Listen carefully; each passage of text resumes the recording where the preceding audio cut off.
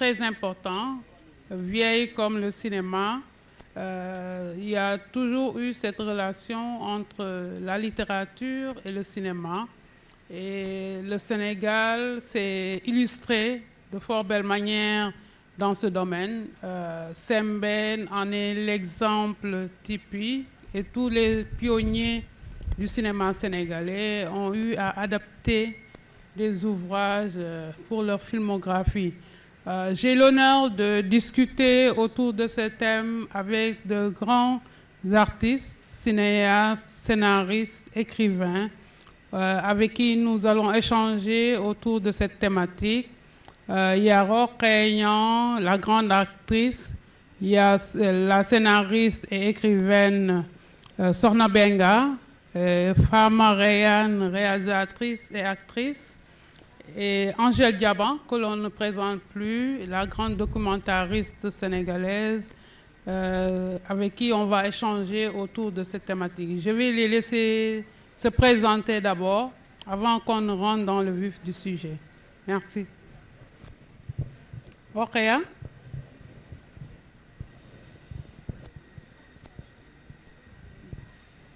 Merci.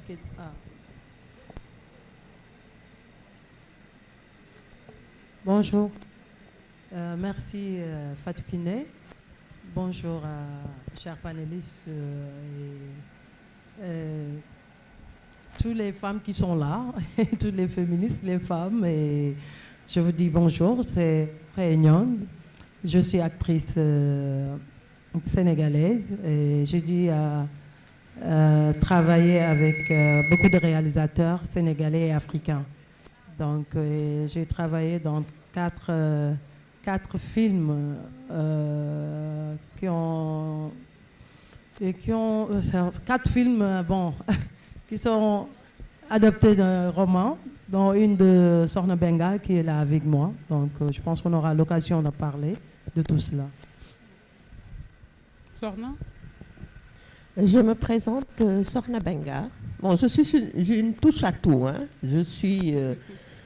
Je suis, comme je dis, romancière pour respirer.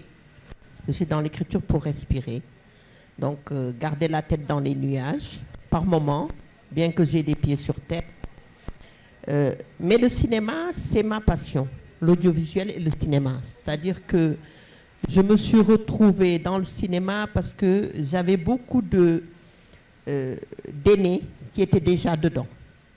Mon père était réalisateur, mais pour les séries radiophoniques. Et j'ai grandi à côté de Ousmane Sembène, qui était un ami de mon père. J'ai grandi à côté de Moussa Touré, à côté de Mansour Sorawad, de Mokhtar Ba. Et c'est Mokhtar, en fait, qui m'a guidée au cinéma. En 93, j'étais jeune, donc il m'a fait confiance sur certains projets où j'ai appris un peu le secret de ce second art, de ce 7e art.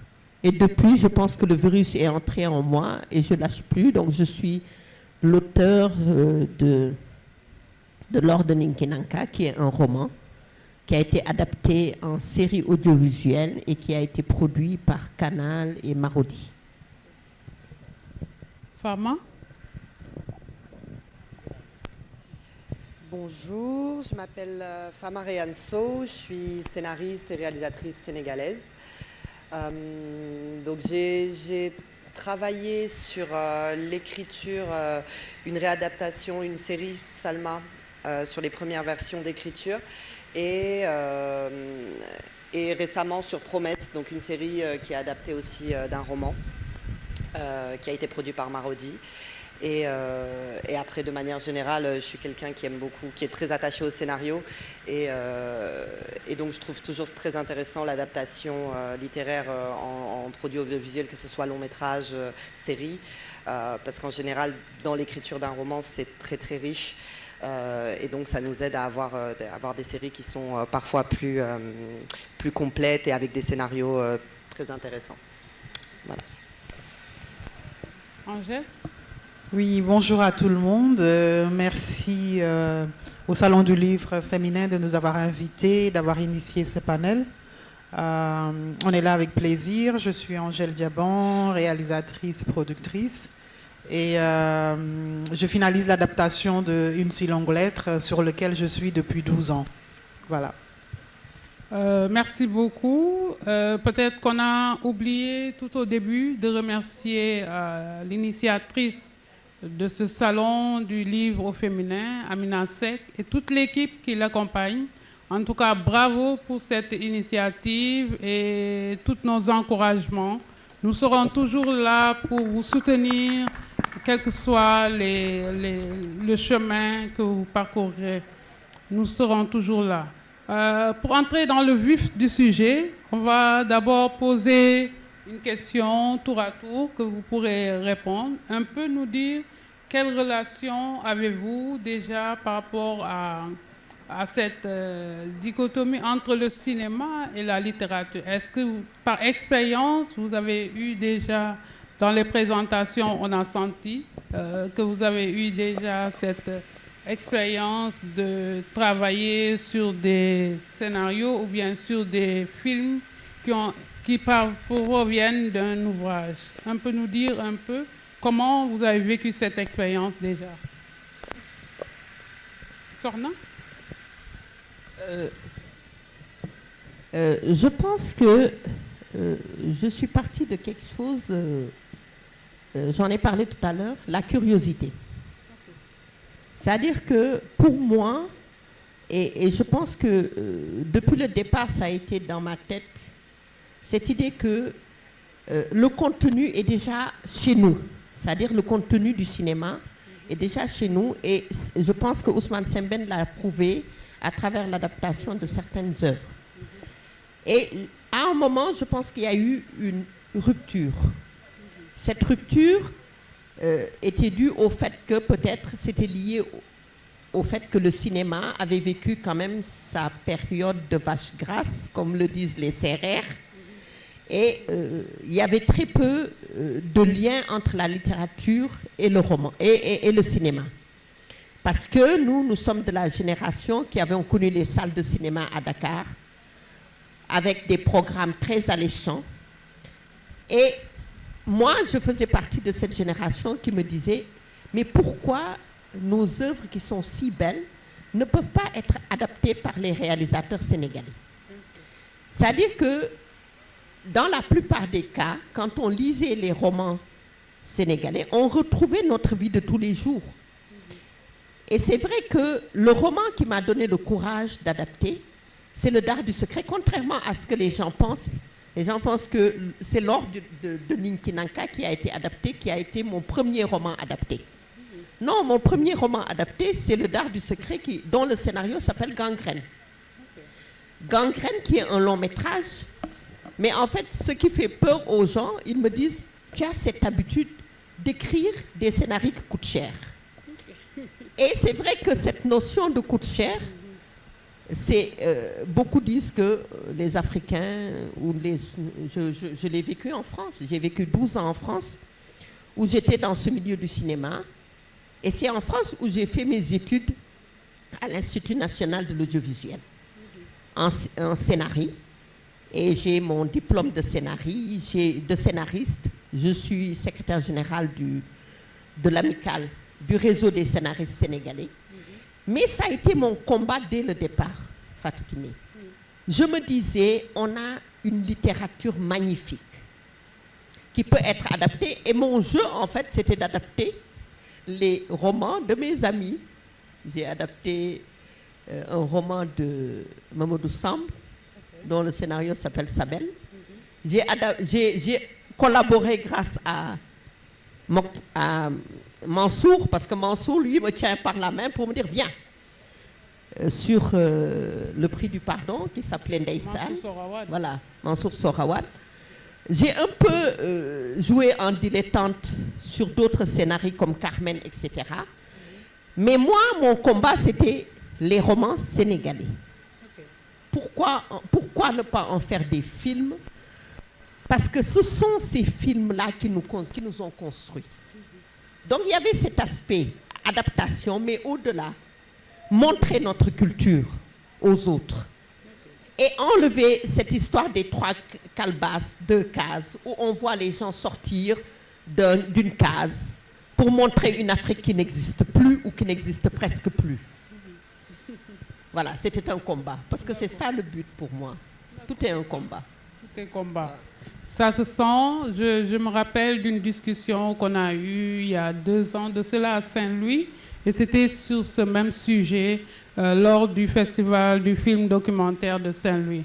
Rokhaya, vous avez tantôt dit tout à l'heure que vous avez eu l'expérience en tout cas de jouer sur des films qu'on a eu à adapter du roman au cinéma. Un peu nous dire un peu comment vous vous êtes pris par rapport à cette expérience. Est-ce qu'il y a eu des difficultés par rapport à l'ouvrage? On sait que le scénario vous est donné, mais en tant qu'actrice, vous y ajoutez quelque chose. Quelle est l'expérience? Un peu nous raconter un peu cette expérience. Merci Kiné. C'était une belle expérience. Moi, je dis j'ai commencé par Le Prix du Pardon, qui est un roman de Missa Ngom.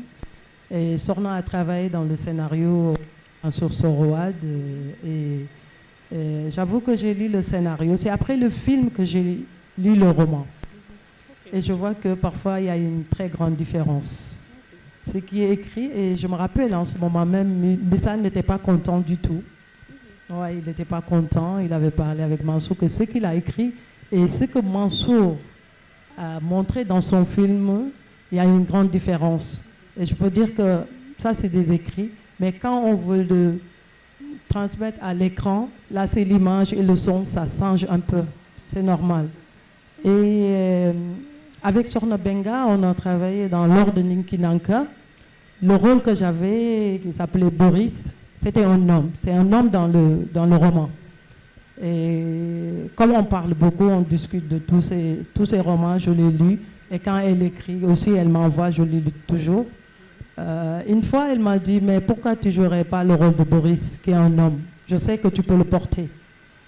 Et j'ai dit, non, mais Sorna, je pense que tu m'avais dit de jouer le rôle de... C'était encore le rôle que Adja avait interprété. J'ai dit non, Sorna ça. Il me dit non, je sais que tu peux le faire. Et j'ai porté le rôle, qui est un vrai galgain, bad boy, qui dégaine tout le temps. Et vraiment, ça a été un plaisir. J'ai beaucoup aimé le personnage que j'ai incarné bien. Moi, je dis que parfois, je préfère même les romans que les scénarios qu'on écrit. Et j'ai tourné aussi dans Ramata de Léandre, qui est un roman d'Aminata Soufal. Ça aussi, c'est notre personnage. C'est toujours un plaisir quand on fait un film et qu'on lit le roman. Quand on lit le roman, on lit le scénario, on sent qu'il y a une différence. Mais je dis toujours, il faut que nos réalisatrices, que nos réalisateurs, mes sœurs qui sont là, vraiment de prendre les œuvres sénégalaises pour les transmettre à l'écran. Parce que je me rappelle une fois, notre président Abdoulaye Wade me disait, pourquoi vous ne faites pas des films sur nos héros, les héros sénégalais, pourquoi vous ne faites pas des films sur les romans qu'on écrit? Et pour moi, comme maintenant on ne lit plus, si on prend tous les romans, qu'on fait l'adaptation pour le montrer à l'écran, vraiment on saura vraiment qui on est, au lieu que les enfants puissent copier de l'Occident, ils savent qui on est vraiment. Et je vous dis toujours comment c'est mon combat, qu'on puisse prendre vraiment les œuvres littéraires sénégalaises pour les transmettre à l'écran. Je crois que ça enrichit de plus en plus nos œuvres cinématographiques. Ce que Sembène disait, avec les livres, avec l'analphabétisme qu'il y a en Afrique, la lecture est un peu limitée et le cinéma comme grand écran, comme canaux de communication de masse peut atteindre le maximum de personnes. On va se tourner vers Fama pour te demander un peu, tu as insinué tout à l'heure les expériences que tu as eues à faire dans ce domaine, de la littérature au cinéma. Un peu nous en parler en profondeur par rapport à cette expérience vécue. Alors, moi déjà, pour la petite histoire, le moment où j'ai décidé que j'avais envie de faire du cinéma et que c'est ce métier que je voulais faire, c'est quand j'ai vu la trilogie de Peter Jackson du Seigneur des Anneaux, qui est adaptée d'un roman donc fantastique et incroyable et qui avait déjà été adapté avant par d'autres réalisateurs, d'autres productions, qui n'avaient pas forcément été réussi parce que c'est un livre très très très dur à adapter. Et donc c'est sur ça que j'allais rebondir. C'est différent. Parce que pour moi, c'est très très dur d'adapter un roman. Ça dépend bien sûr du roman, mais de respecter le propos, de respecter tout ce que l'auteur qui a écrit le roman à la base et le transformer en film, c'est pas forcément évident. Et c'est pas possible aussi de retranscrire un roman du début à la fin exactement comme il est écrit. Forcément, il y a la patte du scénariste, il y a la patte du réalisateur, il y a plein d'apports. On peut changer un personnage qui était féminin, masculin ou l'inverse. Donc voilà, c'est pas évident pour moi. C'est pas forcément facile et quelque chose qu'on peut faire comme ça. Moi, je suis quelqu'un qui aime raconter des histoires. Depuis toute jeune, c'est pour ça que je suis dans le cinéma. J'adore inventer des histoires. Et donc, j'aurais pu aller dans l'écriture du roman aussi. J'ai choisi le cinéma parce que j'aime l'image et parce que j'avais envie de toucher énormément de gens et que dans ma génération, le cinéma était un vecteur où il y a plus de gens qui vont, comme on le disait. Mais je trouve ça très important aussi de pouvoir ramener certaines histoires à l'écran qui ont été à la base écrites dans des livres parce que les jeunes aujourd'hui lisent beaucoup moins. Et j'en ai fait une donc l'année dernière avec Falia Dien, qui est une autrice. Donc c'est elle-même qui a adapté son roman en scénario. Donc un roman qu'elle a adapté en 50 épisodes en changeant des choses aussi. Et du coup, j'étais moins frileuse parce que je me disais, c'est elle la showrunner, c'est elle la scénariste, donc je ne peux pas dénaturer son propos. J'aurais eu beaucoup plus peur et j'aurais été moins à l'aise si on m'avait donné le livre et que moi j'avais dû l'adapter en me disant il faut que je respecte l'autrice de base, mais en même temps il faut que moi aussi puisse mettre ma patte et c'est pas évident. J'avais travaillé un petit peu sur Salma à l'écriture et donc c'était adapté d'une chronique. Et pareil, c'était très difficile. J'avais vachement de mal à me dire bon bah c'est pas grave, là je rajoute une intrigue, je change des choses. Et en me disant, j'ai pas discuté avec l'autrice, donc je ne sais pas quel est son avis dessus. Et après, j'ai pas continué sur ce projet, donc je peux pas en dire beaucoup. Mais voilà, c'est pas évident, mais c'est très intéressant. Et je pense que oui, il faut que des réalisateurs s'attellent à cette tâche-là. Et ce serait bien que les auteurs puissent participer parce que je pense qu'ils sont tous très ouverts. Je pense que quand on appelle un auteur pour lui dire on veut le transformer en scénario, il sera toujours d'accord et content que son livre ait une deuxième vie. Et donc oui, c'est très intéressant. Merci beaucoup, Fama. Vous avez parlé un peu des difficultés d'adaptation. Adapter un roman n'est pas recopier le roman. On a une lecture du roman qui est différente de celui du romancier, par exemple. Angèle a eu l'expérience et elle est en train d'adapter Une si longue lettre, un ouvrage qu'on a déjà adapté au théâtre par Cheikh Tidiane Diop. Aujourd'hui, l'adapter au cinéma. Quelles sont les difficultés que vous rencontrez, par exemple, dans cette expérience? Merci. Je pense qu'on va plutôt parler des difficultés artistiques que des autres difficultés, parce que si l'adaptation, le travail a duré 12 ans, c'est que les autres difficultés autour étaient voilà, un vrai chemin de croix chaque année. Mais par rapport à l'artistique, je trouve que ce qui était plus compliqué sur décider de travailler sur Une si longue lettre, c'est le fait que tout le monde l'adore. C'est un roman que tout le monde connaît par cœur, tout le monde se fait son propre film, donc comment réussir, et même quand tu croises quelqu'un qui te dit « Ah, tu travailles sur ça, comment tu vas le faire ?» La personne te raconte déjà son film à elle, avant même que tu ne répondes. Et dès que tu commences à répondre, il va dire « Ah oui, mais pourquoi ?» Et même les gens qui ont commencé à voir les images en te disant « Oui, mais il y a Jacqueline, tu n'as pas parlé de Jacqueline, tu n'as pas parlé de ça. » Mais c'est compliqué parce que chacun veut que tu mettes ce qui lui plaît le plus dans le roman, dans ton film. Et on m'a même dit « Ce n'est pas que ton film, ce n'est pas ton film à toi, c'est notre film à nous tous. » Donc, qu'est-ce que tu fais? Où il y a une scène où le couple est dans leur intimité, des gens qui, même en lisant ça, en disant « Pourquoi tu veux faire ça ?» mais il n'y a pas dans le roman. Et nanana, je dis, mais si tu veux adapter un roman, ce qui est compliqué, c'est de prendre l'idée, ce que tu lis, comment tu le transformes en image. Parce qu'il y a des choses qui sont écrites et qui sont difficiles à transposer, parce qu'on peut le dire, ce qu'il y a dans la tête du personnage, c'est plus facile. Quand on l'écrit, c'est clair. Or, maintenant, à l'image, tu te dis, comment je transpose ce qu'il y a dans la tête de ce personnage-là en l'image? Est-ce que je le mets dans le dialogue? Est-ce que je le montre? On peut dire, il est énervé. Tu peux le regarder, mais sans que ce soit un acteur qui soit capable de transmettre qui est écrit dans le roman. Donc, c'est pas facile toujours d'adapter un roman tout en gardant l'esprit, tout en étant fidèle au roman, et en même temps, on voudrait que tu t'en détaches complètement. Donc, du coup, mais c'est un vrai challenge, parce que moi, ce qui m'a donné cette envie-là, c'était comme dit Rokhaya, de dire on est dans une génération où on ne lit plus. Et adapter les romans va permettre de réconcilier nos jeunes, pas seulement les jeunes, les adultes ne lisent pas non plus. C'est de réconcilier toute une population avec ces œuvres-là qui sont magnifiques, et qu'on perd, et que les autres, les Américains ou autres, viennent découvrir, viennent prendre et l'inclure dans les études African Studies, alors que nous, on s'en défait pour TikTok ou Snap ou autre chose. Donc, j'espère que, modestement, ce film réussira à refaire parler du roman, des romans dans le cursus scolaire, et aussi, voilà, au-delà de ça, des conditions de la femme. J'ai une journaliste qui m'a interviewée il n'y a même pas un mois sur l'adaptation, et elle me dit pourquoi tu as voulu adapter. Je lui ai dit parce que j'aime la littérature et j'aimerais réconcilier les jeunes avec le livre, mais elle me disait oui, mais non, je demandais la raison. Je lui ai dit mais c'est ça la raison.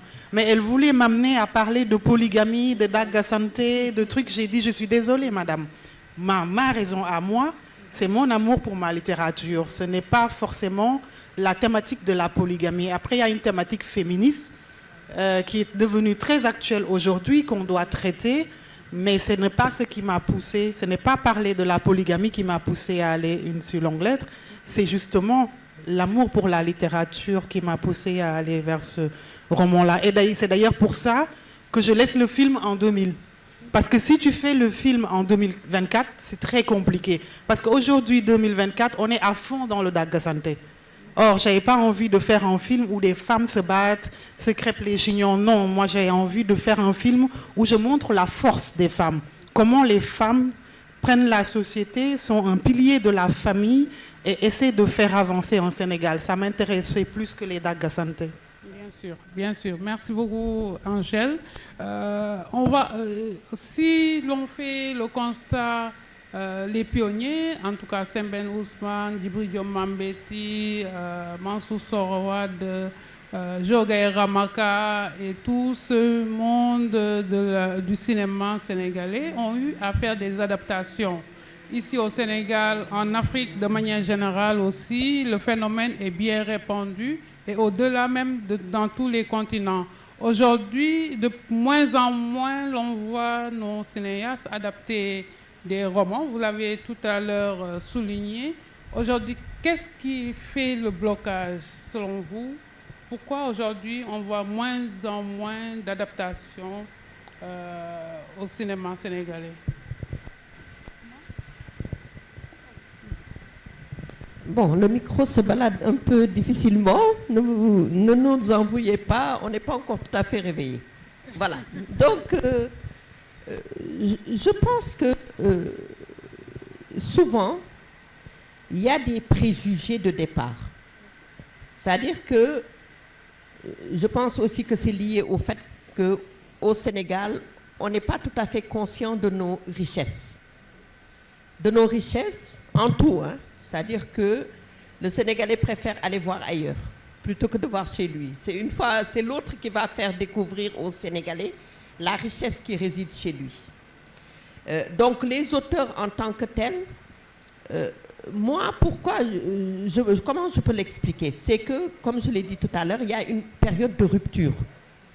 On a eu Sembène, parce que je le dis tout le temps, nos devanciers ont fait un travail extraordinaire. On a eu de grands auteurs, de grands cinéastes, de grands dans tous les domaines. Et la génération qui est venue juste après, que j'appelle une génération silencieuse, c'est la génération qui est venue juste après les Mariamaba, avant les années 90. Et cette génération est restée tellement silencieuse que moi, quand je suis arrivée, par exemple en littérature, j'ai eu l'impression d'être devant un désert. Et il fallait prouver quelque chose. Et je pense que le dilemme que j'ai vécu, les cinéastes, réalisateurs, producteurs l'ont vécu aussi. Ce sentiment de désert, après les grands. Qu'est-ce qu'il fallait faire pour arriver, pas à leur niveau? Parce que je pense que en toute chose, il y a ce qu'on appelle les générations de création. Il n'y a pas des rivaux. Nous ne sommes pas des rivaux. Nous sommes juste des générations qui vivent ensemble, qui cohabitent ensemble et qui doivent s'enrichir ensemble. Mais nous, quand on est arrivés, on a eu cette malchance de ne pas avoir des gens avec nous pour nous guider. Peut-être que la génération d'aujourd'hui a cette chance d'avoir des gens qui peuvent les aider. Nous, on n'a pas eu cette chance-là. On est arrivés seuls. Et le cinéma, c'était pareil. Moi, je me rappelle dans les années 90, c'était la fin des salles de cinéma. On avait commencé à en faire des centres commerciaux. C'était plus le business, le commerce, plutôt que la culture. La culture, parce qu'il y avait quelque chose quand même qu'il ne faut jamais oublier. Il y a eu la période de la désengorisation. Avec le nom de Senghor était lié à la culture. La culture était liée à Senghor. Pendant cette période de désengorisation, il y avait une politique claire de mettre un terme à tout ce qui était culture. Le musée dynamique est devenu une cour de justice. Les salles de cinéma étaient devenues des centres commerciaux. C'est vrai qu'aujourd'hui, on cache beaucoup cette désengorisation qui a démarré peut-être 1 à 2 ans après la mort de Senghor. Donc tout ce qui est culture, on a enlevé les conseillers culturels des ambassades. Tous les gens de la culture qui étaient ambassadeurs ont été enlevés. Il n'y avait plus de centres culturels, il n'y avait plus de maisons de jeunesse et de la culture. Et c'est en fait ce processus qui explique tout cela. C'est-à-dire qu'à un moment, les culturels avaient l'impression d'être des imposteurs ou des usurpateurs. Ils ne se sentaient plus à leur place. Et tous les moyens que l'État avait déployés jusque-là pour aider la culture, ces moyens ont été coupés. Je pense qu'il est important qu'on redonne confiance aux hommes de culture. Un réalisateur qui sait que pour faire son film, il n'a pas besoin de courir partout dans le monde pour faire son film, le Sénégal aurait pu financer ses films. Il s'agit juste d'une volonté politique. Mais aucune volonté politique n'est là pour encourager qui que ce soit à faire quoi que ce soit. Moi, lors de Ninki Nanka, je donne un exemple, c'est un film qui défend le retour du patrimoine africain en Afrique. Moi, j'ai été en France pendant 12 ans. J'ai fait presque la majorité des pays dans le monde. Quand je vais dans les musées, qu'est-ce que je vois? Notre patrimoine qui est là dans les musées. Moi, personnellement, j'ai vu le diamant du Swaziland, qui est le diamant bleu, qui coûte presque 900 milliards, 800 milliards. Mais ce diamant est où? Est-ce qu'il représente quelque chose dans les pays où il est? Et je me suis dit, il faut écrire un livre, il faut faire un film pour dénoncer cela. Il faut faire un film pour rappeler aux Mandingues et aux autres ethnies de ce pays, de cette Afrique, que nous ne sommes pas des myriades d'ethnies. Nous sommes une race humaine, qui dans son unité, de son unité tire sa force. C'est pourquoi j'ai parlé du royaume des chasseurs qui a existé réellement. C'est après le film que des gens m'ont interpellé. Une personne qui vient du Burkina qui me dit « Sorna, est-ce que tu sais que, Madame Benga, est-ce que vous savez que je suis l'une des descendantes du royaume des chasseurs? Que le pacte que vous évoquez dans le film est un pacte qui nous lie jusqu'à aujourd'hui. Tous les aînés dans notre famille meurent systématiquement depuis plusieurs générations. » C'est pour vous dire l'impact du cinéma. Le cinéma nous rappelle qui nous sommes. Il a une force, l'audiovisuel, que le livre n'aura jamais. C'est pas, je sais qu'on va s'étonner, moi, en tant que romancière, que je dise ça. Mais le cinéma est ce qui nous reste aujourd'hui pour montrer à la face du monde qui nous sommes et qui nous voulons être. Quel rôle nous voulons jouer? Je rêve de voir la balade du Sabado qui a eu le grand prix du chef de l'État pour les arts, en tout cas traduit à l'écran, montré à l'écran. Je ne sais pas quel scénariste ou quel réalisateur va prendre le défi d'adapter ce beau roman. Je me retourne vers Fama pour demander aujourd'hui qu'est-ce qui a freiné cette relation de la littérature vers le cinéma? J'ai pas de réponse exacte, mais je pense que c'est parce que c'est difficile.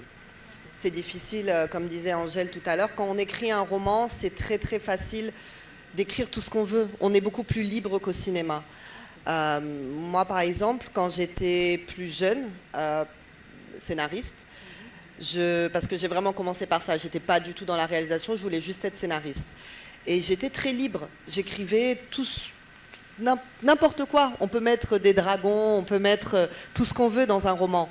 On peut, pareil, dire les pensées d'un personnage, dire ce qu'il ressent au fond de lui. C'est beaucoup plus dur de le montrer à l'image.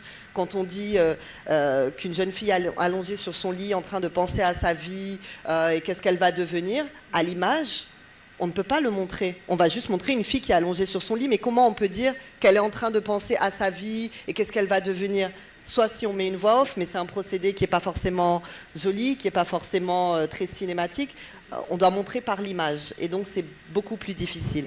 Et donc je pense que c'est une des raisons qui fait que des fois les gens se disent non, ce roman, je n'arriverai jamais à le transformer en film ou en série.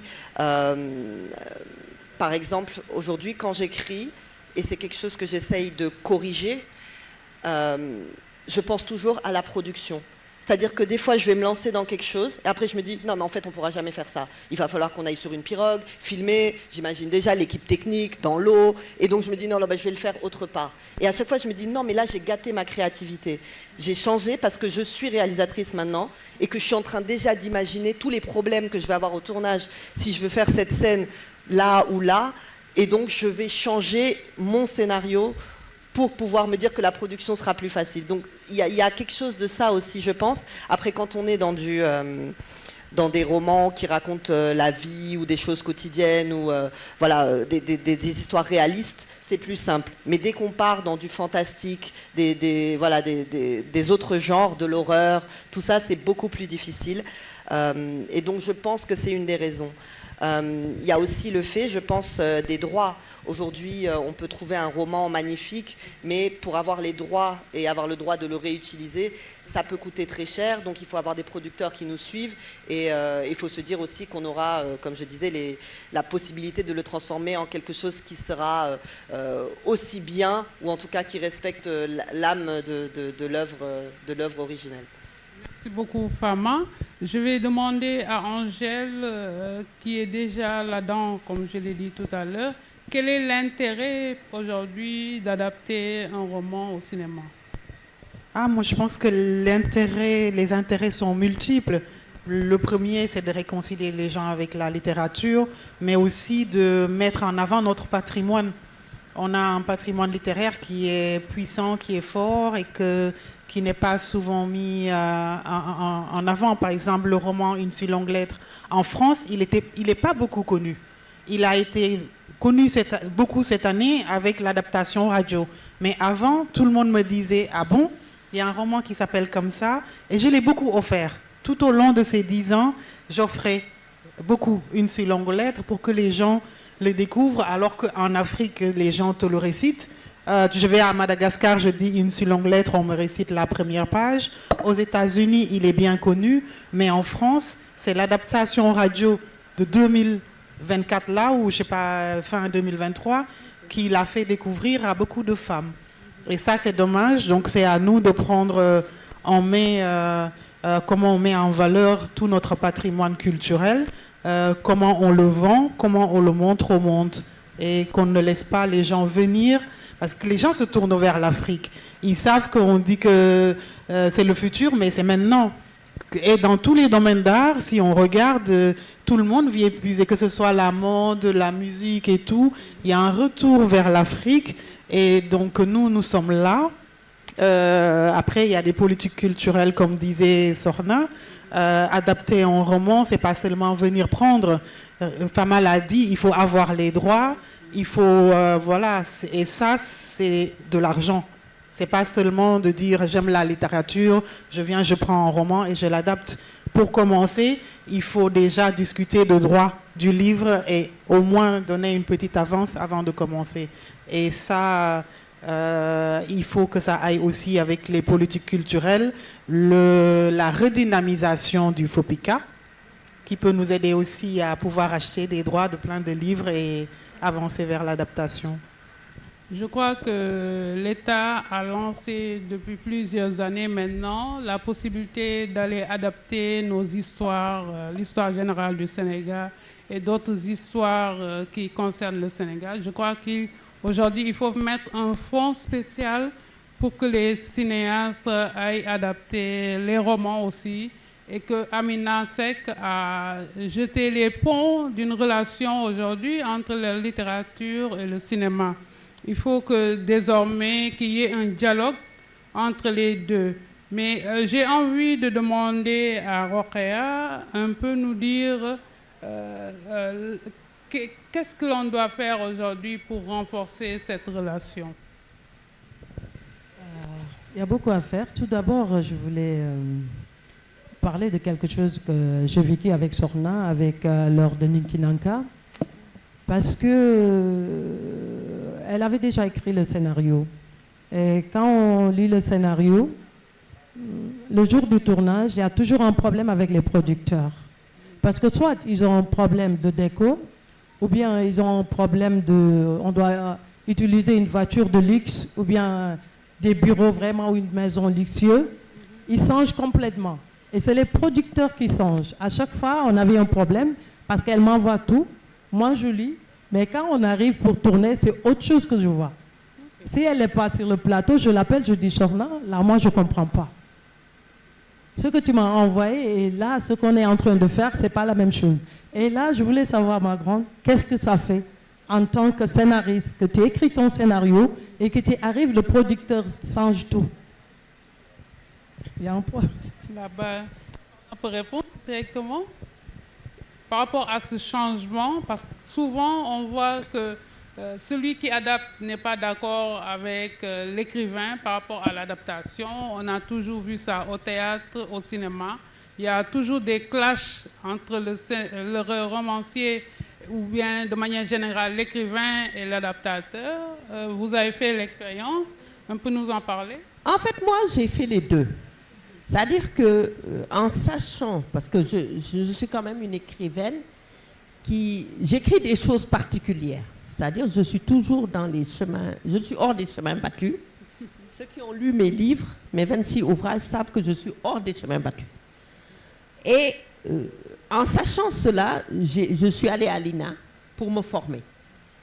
Et la première chose qu'on nous a apprise à l'INA, surtout moi qui étais romancière déjà, notre prof nous a dit, oubliez le roman, vous entrez dans le cinéma. Oubliez le roman. Et je m'en suis rendu compte parce qu'au cinéma, il y a deux éléments essentiels. Il y a ce qu'on appelle le deus ex machina, qu'il faut éviter coûte que coûte, et l'information utile, qui est quelque chose de capital. Parce qu'on filme ce qu'on voit et ce qu'on... En fait, le film montre ce qu'on voit et ce qu'on entend. Et le roman, comme elle l'a dit tout à l'heure, le roman, on peut se permettre des circonlocutions. Hein? On peut se promener à Fannes, se retrouver je ne sais pas où. Mais le film est beaucoup plus concret. Et mon problème, c'est que j'étais tellement consciente de ça à force de côtoyer les producteurs, réalisateurs, etc., que je me suis dit, il ne faut pas que je me retrouve dans le même problème pour mes romans, ce qui fait que je les ai tous adaptés. Et avec plus ou moins l'or de Ninki Nanka, l'information utile était là, de manière constante, dans le scénario. Et il suffisait de déplacer un objet pour que ça ait des incidences sur toute la suite. Parce qu'on nous dit dans le cinéma que vous n'avez pas le droit, que la caméra ne peut pas montrer un objet de manière continue sans que cet objet ne serve à quelque chose. Et souvent dans nos films, on le voit. On voit un objet qu'on montre tout le temps, mais le film se termine sans rien. Et derrière, il y a le spectateur qui se dit, en fait, le spectateur se dit, mais je ne comprends pas, parce que c'est resté. Et moi, en fait, toutes les informations utiles étaient là, et le réalisateur ou le producteur surtout n'avait pas conscience de l'importance de ces objets. C'est peut-être, il le voit au premier épisode, il le voit un peu au deuxième épisode, et au troisième épisode, quand l'objet apparaît et sert à quelque chose, par exemple, je donne un exemple, on voit un pistolet, le pistolet de Boris. Et le pistolet de Boris devait servir dès le premier épisode, deuxième, ouais, devait servir. Parce que Boris, l'homme Boris, c'est une catastrophe. Je le dis, hein, on l'a adouci en tant que femme. Mais l'homme Boris, c'est une catastrophe. C'est-à-dire que pendant que tous ces gens-là, il est Youssoubey, jouent les gens élégants, sérieux, Boris n'est pas élégant du tout. Dans le roman, Boris tire une balle au livreur, point, sans même savoir si le livreur va les mener à quelqu'un ou à quelque chose ou pas. La seule chose qui se passe, c'est que le livreur n'a pas fait son job. Boris l'élimine. Le Boris homme. La Boris femme va se dire oui. Parce que c'est ça l'intuition féminine. Oui, mais si je l'élimine, qu'est-ce qui reste? C'est pour vous dire. Et c'est vrai que c'est difficile pour la scénariste, adaptatrice, dialoguiste et tout, de voir ces informations utiles disparaître. Mais la force que j'avais, c'était de les ramener dans le courant du texte pour qu'ils jouent leur rôle. Parce que j'avais cette possibilité-là. Et aussi, on était présents sur les lieux de tournage pour vérifier un certain nombre de choses. Mais c'est juste pour vous dire que ce n'est pas facile. Hein. Le roman n'est pas facile, mais quand on adapte, moi j'ai adapté des œuvres d'auteurs sénégalais, mais quand les auteurs voient le scénar, ils me disent « Sokhna, merci ». Parce que la première chose que j'apprends avant d'adapter l'œuvre de l'auteur, c'est d'apprendre qui il est, comment il fonctionne, comment il pense. Et je pense à sa place. C'est très important. Parce qu'il a son œuvre. Vous savez, Fatou, une œuvre, c'est comme un bébé. C'est difficile pour qui que ce soit d'abandonner son bébé. Et moi, j'ai cette sensibilité extrême, parce que je suis peut-être une personne très sensible. C'est lié au fait que je suis enfant d'aveugle. Je suis très sensible. Donc, je rencontre l'auteur.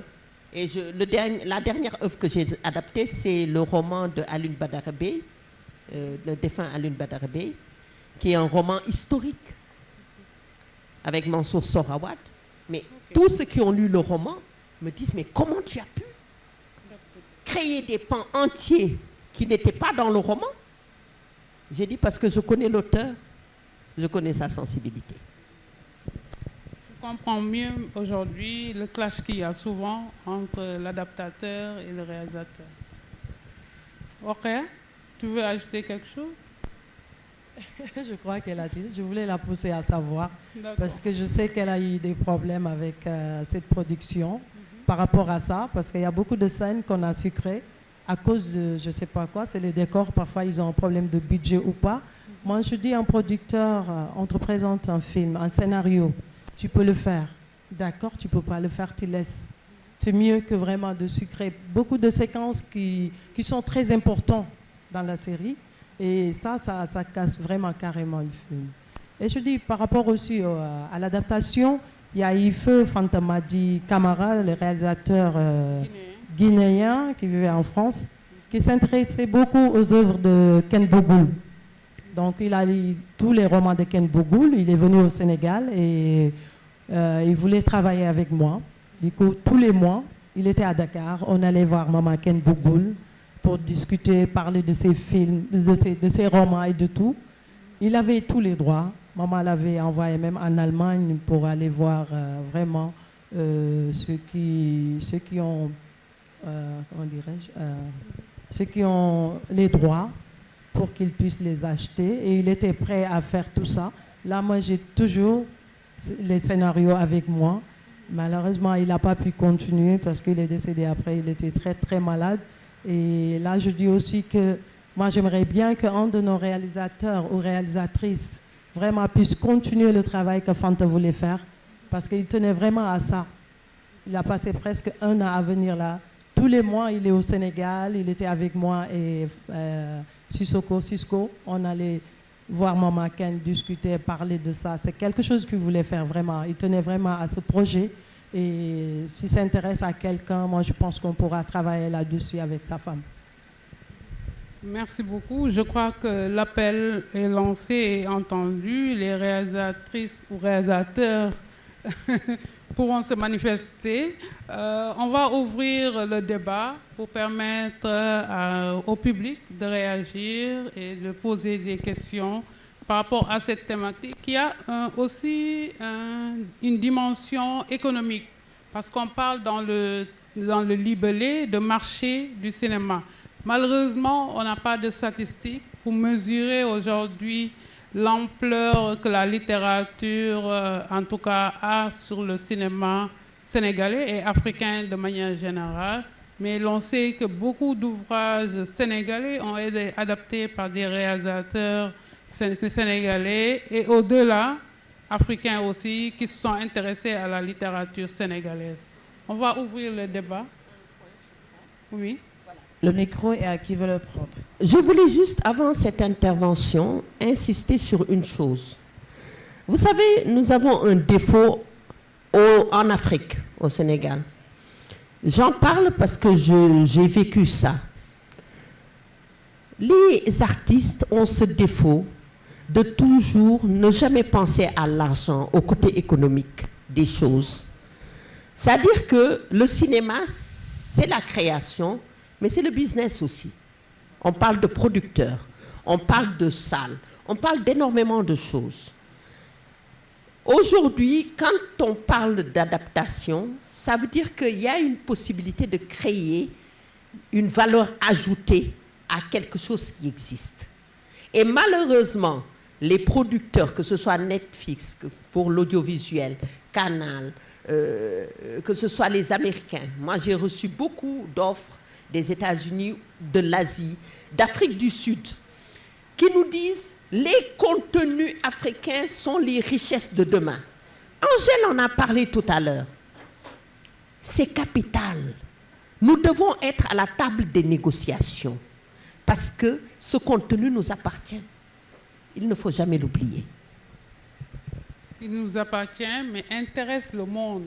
Parce que si on voit Netflix aujourd'hui qui vient en Afrique pour puiser sur les contes africains afin de les adapter au cinéma, je crois que la chose est là. On peut en profiter nous aussi. Merci.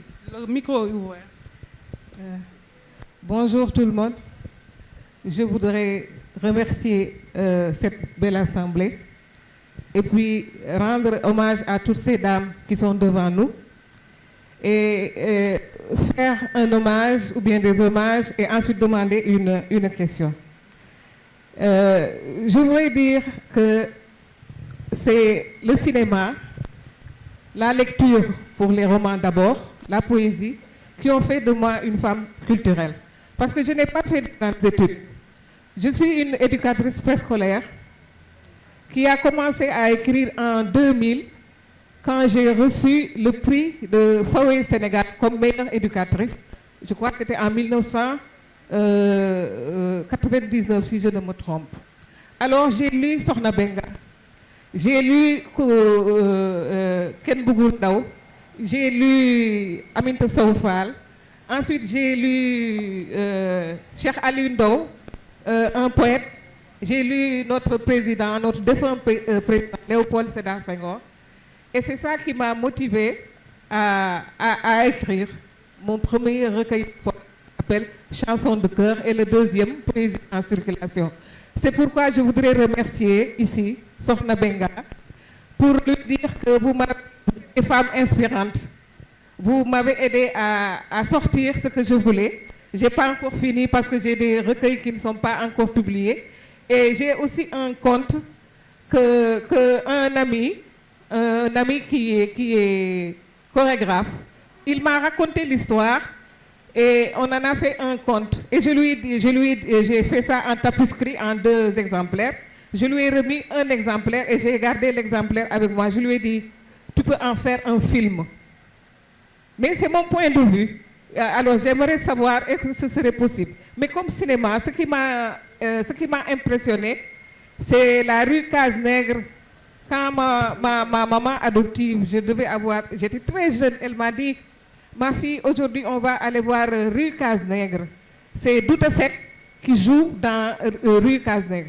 Moi, je ne connais Douta Seck que sur l'écran, mais je l'ai admiré avec rue Cazenègre. Alioune Badara Beye, je ne l'ai connu que sur l'écran, mais avec l'association des écrivains, je l'ai connu là-bas. Mais Tala Tender, c'est quand j'ai vu Tala Tender que j'ai admiré l'œuvre d'Alioune Badara Beye parce qu'il rend hommage aux femmes. Et là, il montre que les femmes, dañu am jom, dafa am loo xam ni jomb nañ ko balaa ñu leen di def jaam dañu xaru. C'est Tala Tender.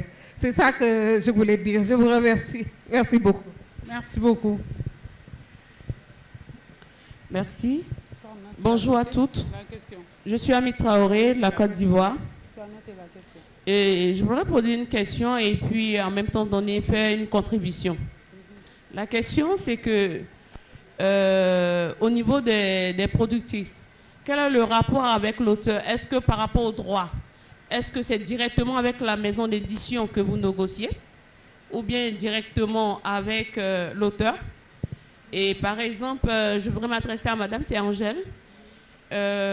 Par rapport au cas de Mariam Abba, on sait qu'elle n'est plus. Comment ça se passe en fait?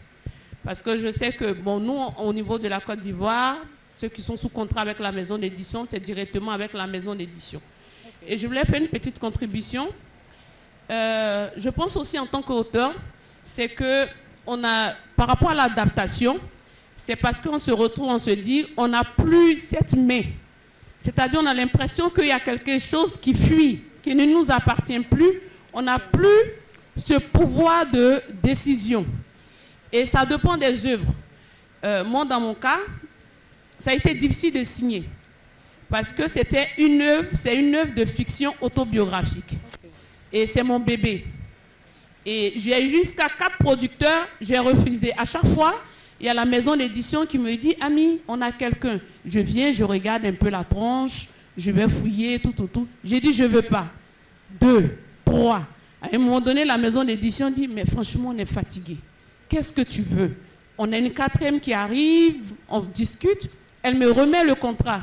Je vous assure qu'il m'a fallu 2 mois en train de regarder chaque mot, chaque phrase. J'envoie à ma soeur qui est juriste. Je lui regarde, est-ce qu'il n'y a pas une clause à quelque part? Et la dame me demande, mais qu'est-ce qui manque? J'ai dit, j'ai peur d'une chose. Est-ce que vous allez pouvoir transmettre mes émotions? Parce que j'ai vu mes lecteurs, quand ils ont pris mon livre, Le couteau brûlant, qui parle des mutilations génitales, j'ai vu ce que ça créait. Elle m'a dit, c'est le cinéma. On ne va pas prendre chaque phrase, chaque paragraphe, Là encore, je me suis renfermée. Elle a vu qu'à un moment donné, j'avais pratiquement les larmes aux yeux. Elle dit, bon, je vais te prendre comme consultante sur le projet. Et tu vas apporter ta contribution. Ça m'a apaisée. Mais je pense que ça a été juste un coup de chance parce que je ne pense pas que c'est tous les producteurs qui vont accepter. Parce qu'après, comme elle a dit, il y a du business derrière. Après, il faut trouver aussi des partenaires pour acheter le film. Après, il faut vendre. Mais c'est pour dire aussi que c'est difficile pour l'auteur de lâcher prise. Parce que, à la limite, on se dit que c'est vrai, la scénariste va mettre son grain de sable. Et finalement, est-ce que c'est mon livre? Est-ce que finalement, à la sortie, ça sera ce que je veux? Donc je pense que c'est toujours difficile, surtout quand c'est des œuvres autobiographiques ou bien des œuvres thérapeutiques, ou bien en fait des œuvres où on a vraiment saigné en griffe pour trouver des financements pour publier. Et je pense que c'est ce qui est encore plus difficile en tant qu'auteur. Merci. Merci beaucoup. On va Fatou Kiné. prendre 2 questions avant Fatou de Kiné. pouvoir répondre à un premier jet. Fatou Kiné, je voulais répondre à sa question parce qu'elle demandait vers qui on se tourne quand on va adapter un livre. Bien sûr, c'est vers l'éditeur. L'éditeur va informer l'auteur. Parfois, il se trouve qu'on connaît l'auteur. On peut parler à l'auteur, lui dire notre envie d'adapter son livre, mais les contrats, les négociations vont toujours finir sur la table de l'éditeur. Pour Une si longue lettre, bien sûr, j'ai parlé avec les nouvelles éditions africaines, mais le premier producteur du projet avait déjà payé pour les droits du livre, acheté, donc ça lui appartenait. Quand il n'a plus eu envie de faire le film, il l'a laissé. Et moi, c'est vraiment en croisant la dame des nouvelles éditions africaines qu'elle me dit « Ah, c'est dommage que vous avez laissé tomber le film, que vous ne décidez plus de le faire. On est en train de négocier avec des Italiens. » Et moi, c'était un choc. J'ai dit « Ah bon ?» Elle me dit « T'es pas au courant ?» J'ai dit « Non ». Elle me dit « Ah oui, le producteur n'a plus les droits. C'est libre, on va les donner aux Italiens. » Et Dieu a fait que je venais d'avoir un prix au FESPACO pour Une si longue lettre. Et c'est cet argent qui m'a permis de courir, de lui dire « Donne-moi une semaine, un peu de temps, je fais tout pour amener de l'argent, une avance. » Et du coup, l'argent, quand c'est arrivé du FESPACO, je suis allée reprendre les droits du livre. Et c'est comme ça que je les ai gardés et qu'aujourd'hui, j'ai pu faire le film. Merci beaucoup. Sorna veut ajouter quelque chose? Je dis une chose, peut-être que c'est la casquette juriste, hein, parce que je suis juriste de formation et professionnellement. Vous savez, le principal danger qui guette aussi bien les écrivains que tout le monde, c'est la méconnaissance des droits. Vous savez, en matière de droit, il n'y a pas de secret. Il y a des contrats. Les contrats sont suffisamment bien faits pour prendre en compte toutes les inquiétudes de l'auteur. Il y a des contrats producteurs-réalisateurs, des contrats réalisateurs, etc. Il y a des contrats pour le scénariste, qui est soit scénariste simple, soit scénariste adaptateur. Il y a des contrats pour l'auteur, entre l'auteur et le producteur, en fait la maison d'édition, parce que en fait on part sur la base de l'option. Et l'option est sur un délai, et au bout de l'option, si il n'y a rien, les droits sont recouverts. S'il y a une suite, il y a un contrat qui est signé. Donc ces contrats sont verrouillés. Moi, chaque fois que je travaille sur un scénario, les gens se disent « mais on ne peut passer nulle part » parce que j'ai tout gardé. Il le faut. Et c'est vrai qu'il est important que les gens connaissent leurs droits. Sache que même avec l'éditeur, le contrat est là, il existe. C'est un type de contrat que les gens doivent respecter parce que ça prend en compte tout ce qui est en cours actuellement et les évolutions futures. Par rapport à la fidélité de l'adaptation, je l'ai dit tout à l'heure, je suis moi-même auteur, c'est pourquoi je comprends cette douleur de l'accoucher. Mais je suis un auteur qui n'a pas en fait d'attachement pour... Moi, je n'ai pas d'attachement pour un roman parce que ça ne m'appartient pas. Mes romans ne racontent pas mon histoire. Par contre, mes poésies, vous voulez les prendre, vous avez des problèmes. Ça, ce n'est pas possible. Mais je pense que cet attachement-là, cette fidélité, elle est capitale. Mais la fidélité ne doit pas occulter le cinéma et les outils du cinéma. Aujourd'hui, vous êtes avec un réalisateur qui, dans le cinéma, est un auteur comme vous. Il est auteur autant que vous. Donc, il a le droit d'apporter sa pierre à cette histoire. Donc, il faut que les auteurs, quelque part, acceptent, parce que ce sont des mamans, acceptent de lâcher un peu du lest pour aider le scénariste, le réalisateur, le producteur. Parce que souvent, il y a des auteurs qui se sont... Je pense que Tonton Bissal n'était pas tout à fait d'accord, mais quand il a vu le prix du pardon, il a compris beaucoup de choses. Merci. C'est bon, je peux y aller? On va continuer la série de questions. Après, on pourra répondre ensemble. Bonjour, moi c'est Mamadou Diop, réalisateur. Donc merci pour ce panel, vraiment qui est très intéressant. J'aimerais peut-être rebondir un peu sur la question de l'impact, parce que quand je pense qu'on parle d'impact, je pense que les panélistes vont être d'accord avec moi. On va parler plus de l'impact économique aussi.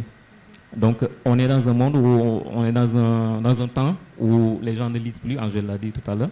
Les gens ne lisent plus. On est dans un monde de TikTok, de Facebook et Instagram. Les gens ne lisent plus. Et je pense que l'adaptation littéraire au cinéma est un moyen de donner une deuxième vie aux œuvres littéraires, d'avoir un deuxième impact économique pour les romanciers, pour les littéraires, parce que je pense qu'on est à un moment où en fait ils gagnent plus assez par rapport aux revenus que le livre peut apporter. Voilà, et que l'édition peut apporter. Et du coup, je pense que l'adaptation cinématographique peut être un moyen pour les auteurs. Donc, on doit parler aussi on doit parler des questions économiques, on doit parler d'argent. Parce qu'en fait, c'est un moyen pour eux, pour elles, d'avoir un retour sur leur création. Et pour ça, je pense que il y a aussi la question de faciliter un peu l'accès à ces œuvres pour les scénaristes sénégalais, africains, pour ne pas arriver à un moment où de grosses productions comme Netflix, Prime et tout ça viennent, eux ils ont les moyens, ils peuvent venir acheter les droits. Et donc je pense que peut-être il faut essayer de trouver une stratégie pour pouvoir faciliter l'accès aux scénaristes, aux producteurs africains, d'avoir les droits de ces films. Avant qu'on arrive à un moment où ce sont les Américains qui vont venir faire raconter nos propres histoires, faire nos propres films à notre place. D'accord, merci Diop. Je crois que c'est ce que a dit tout à l'heure Angèle lorsqu'elle parlait de l'adaptation d'une si longue lettre. Elle a dû distribuer l'ouvrage un peu partout où elle a voyagé. Je crois que l'adaptation aussi permet au livre de faire une seconde vie et d'être revendu encore. Merci. Une autre intervention? Ok. Merci beaucoup pour les interventions, c'était très intéressant. Ma question était liée au choix linguistique. Quand il s'agit de faire une adaptation, surtout pour le contexte au Sénégal où le Wolof est principalement utilisé dans les tournages de films, sinon le français, et que quand on parle de certaines histoires ou de certains romans historiques, il y a cette question de langue qui se pose. Et je voudrais savoir comment s'opère ce choix linguistique-là. Et dans le cadre de coproduction, comment est-ce que la production sénégalaise négocie avec une autre production, par exemple francophone ou française, ou je ne sais pas, pour insister sur le fait que la langue doit être le pulaar, le sérère ou le wolof. Merci.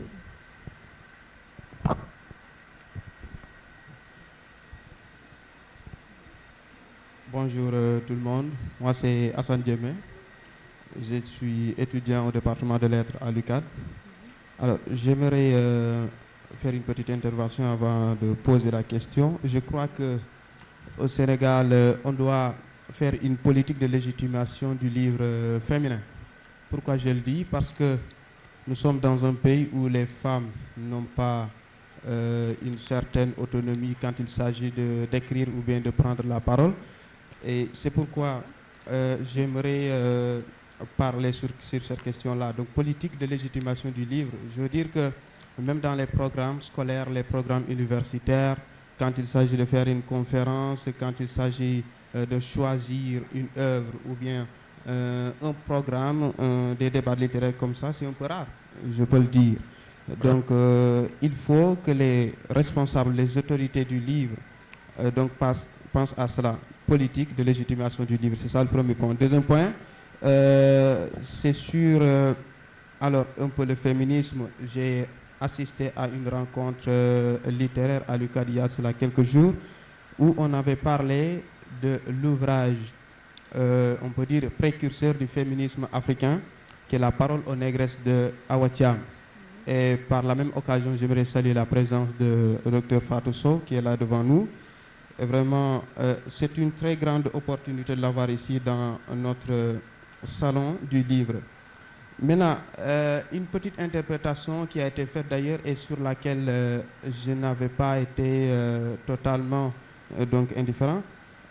Ils ont dit qu'il y a La parole aux négresses qui est publiée 1 an avant Mariama Ba, mais comment se fait-il que Mariama Ba, autant pour moi ici l'onglet de Mariama Ba, soit plus célèbre que l'ouvrage qui est le précurseur du féminisme africain? Et s'il y a parmi vous quelqu'un qui pourrait me répondre à cette question-là, je serais vraiment ravi. Alors, il y a pas sur la question de l'adaptation également. Je vois qu'au Sénégal, dans une société purement de tradition orale, ce serait très important d'ailleurs, voire nécessaire, d'adapter les livres, d'adapter les romans comme par exemple certains recueils ou les pièces de théâtre, d'adapter ça au cinéma parce que nous n'avons pas la culture de la lecture. Étant donné que nous n'avons pas la culture de la lecture, pour moi, si quelqu'un n'a pas ce courage de prendre un livre entre ses mains et de pouvoir découvrir les choses, quand on adapte ce même livre-là au cinéma, ce n'est pas la même chose. Donc là, il a l'occasion de découvrir et il sera là sur la même mesure, au même pied que celui qui a lu. Parfois, il comprend mieux que celui qui ne s'est seulement référé à la lecture. Et cela peut être illustré par l'adaptation de Khala de Sembène Ousmane, l'adaptation de Thiaroye 44. Moi, j'ai lu l'ouvrage de Ousmane Sembène Khala, mais quand j'ai quand j'ai suivi le film, je n'ai pas eu la même appréhension. Après avoir suivi le film, alors de Thiaroye, j'ai eu des frissons. Alors que si je m'étais seulement limité à la lecture de certaines données, de certaines informations, je n'aurais pas la même appréhension du film. C'est pourquoi il faudra encourager le cinéma, il faut que ça revienne. Nous qui n'avions pas eu l'occasion de vivre vraiment le cinéma, on a vraiment envie de le vivre. Maintenant, il y a une question que j'aimerais poser à vous toutes qui est là devant. Par la même occasion, je vous salue, c'est vraiment très important ce salon-là.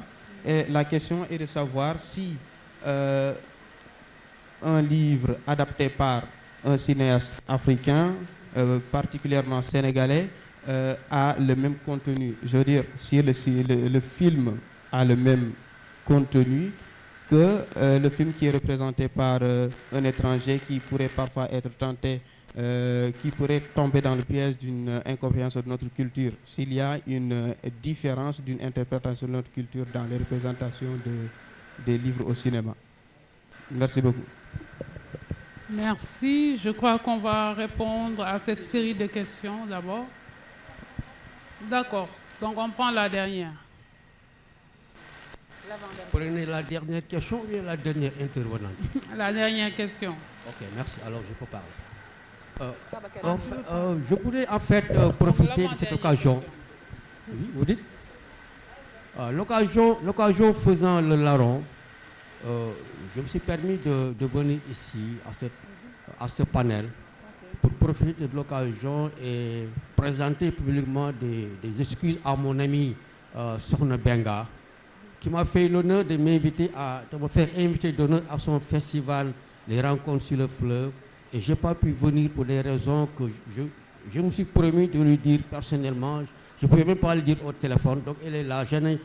Parce que je l'ai vue, je me suis dit que je vais en profiter pour en parler. Donc voilà. Donc Sokhna Benga, on se verra après, Inch'Allah, pour des excuses beaucoup plus approfondies. Maintenant, pour ce qui concerne l'adaptation et le cinéma, moi j'écris des romans parfois, mais je suis particulièrement dramaturge. Et je sais ce que signifie adapter une œuvre au cinéma ou bien sur les planches. C'est comme une dame qui prend un tissu et qui va l'amener vers le tailleur et qui lui demande de lui faire une robe. Le tailleur prend le tissu, coupe, jette quelques morceaux, recoupe, et une semaine plus tard, quand la dame revient pour prendre le produit, elle ne dira pas au tailleur, remets-moi mon tissu, mais remets-moi ma robe. Donc le tissu est transformé en robe. Il en est ainsi avec les œuvres, les pièces, les romans que l'on adapte au cinéma. Forcément, il y aura des changements. Je voudrais, avant de terminer, donner 2 anecdotes. La première fois qu'une de mes pièces a été portée sur les planches, j'avais écrit un mot, parce qu'on avait contacté des comédiennes, et il y avait un mot dans le texte qu'une des comédiennes disait que pour rien au monde, elle n'allait prononcer ce mot. C'est le mot verge. C'est du français, c'est innocent, il n'y a rien de grave dans ce mot. Mais elle a dit qu'elle ne pourra jamais prononcer ce mot parce que son éducation ne lui permettait pas de prononcer. Nous étions obligés de changer ce mot. La seconde fois également que j'ai commis l'erreur d'assister à une mise en scène d'une de mes pièces à Sorano, j'ai également senti beaucoup de peine en moi. Il y avait de grands acteurs, de grands comédiens. Il y avait également un grand metteur en scène, Omar Alfawan, que vous connaissez certainement. Mais ils ont sucré l'essentiel de la pièce et m'ont demandé de reformuler. Et ça se comprend parce que pour une pièce ou bien pour un roman, il y a la lecture de l'auteur, mais également il y a la lecture du lecteur, mais il y a la lecture du metteur en scène et la lecture du comédien. Toutes ces lectures combinées font peut-être une pièce de théâtre ou bien un film au cinéma. Merci beaucoup. Merci. Fabakary. La dernière. Okay, merci. Merci à Amina, merci aux panélistes. Moi, j'ai parti d'anecdotes pour après poser ma question. Récemment, il y a 2-3 jours, on accompagnait des jeunes auteurs, scénaristes, réalisateurs, réalisatrices à faire leur premier film dans le cadre d'un lab. Et vous m'entendez pas? Non. Ah, ok. Donc, j'ai dit récemment, dans le cadre d'un lab, on accompagnait des jeunes auteurs à faire leur premier film. Et il y a un scénario où la réalisatrice a décidé de changer le nom de l'acteur principal. Et ma question c'était, est-ce que tu as échangé avec la scénariste? La réponse était non.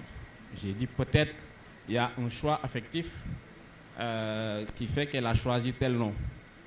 Est-ce que changer le nom du personnage principal où la scénariste a fait ce choix, est-ce que ça ne poserait pas problème? C'est-à-dire poser la question jusqu'où on peut aller dans l'adaptation d'une œuvre. Deuxième expérience, c'était avec Madame Sokhna Benga, où son producteur m'avait appelé pour continuer la série.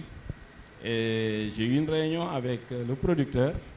Je suis allé chez elle aussi pour échanger avec elle. Et j'étais en face de 2 visions, 2 perceptions différentes en fait du film qu'il voulait faire. Et il y avait la 3e personne qui était moi, réalisateur, qui devait aussi apporter sa contribution.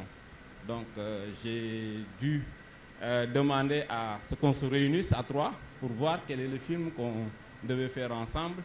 Mais il y avait tellement de différents entre eux que finalement, ça ne s'est pas fait. Et heureusement pour moi, parce que je sentais, la frustration de Sokhna quand on a visionné les 5 premiers épisodes où elle ne voyait plus ce qu'elle avait écrit.